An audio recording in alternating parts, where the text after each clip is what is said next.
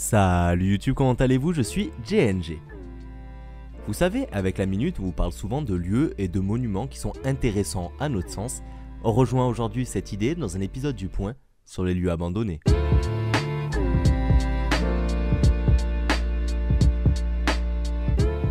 Pour commencer, lorsque je parle de lieux abandonnés, je ne parle pas de votre salle de musculation le lendemain du Nouvel An, ni des médiathèques de notre enfance, mais bel et bien de lieux désertés par les humains, exempts de toute activité. Tiens à dire que ce n'est pas un top 5 ni un top 10, mais qu'avec tous les endroits que j'ai trouvés pendant mes recherches, il aurait fallu une vidéo d'au moins 1 heure pour essayer de tout vous présenter. Je vais donc essayer de vous partager ce qui est à mon sens le plus intéressant. On commence avec la ville d'Ashima au Japon, située dans la préfecture de Nagasaki, qui a été acheté par Mitsubishi en 1890 en raison de son important gisement en houille, soit en charbon. Cette île minière de 5300 habitants fut abandonnée en 1974, ce qui a laissé non pas une simple ville, mais une île entière à l'abandon. Elle a été interdite d'accès pendant un très long moment, jusqu'en 2009, année depuis laquelle elle peut se visiter. Pour la petite anecdote, cette île a servi de décor pour le film Skyfall dans la série des James Bond. Si je devais discerner une palme de la plus belle ville rencontrée lors de mes recherches, celle-là gagnerait haut la main. Je vous parle de Kolmanskop, une ville située en Namibie qui a été construite en 1908 par des colons allemands intéressés par l'exploitation du diamant. Cette magnifique ville a donc connu un essor fulgurant avant d'être abandonnée peu à peu à partir des années 50 du fait d'une baisse du cours du diamant et de l'apparition de nouveaux gisements encore plus importants au sud du continent. Cette ville déserte est aujourd'hui une attraction touristique et le terrain de jeu de photographes les plus talentueux.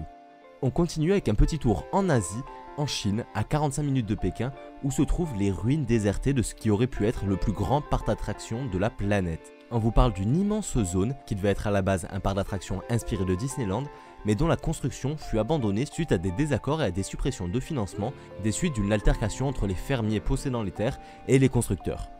Les fermiers de la région sont depuis réappropriés les terres et ont planté des champs de maïs dans un décor aujourd'hui à l'abandon, limite glauque.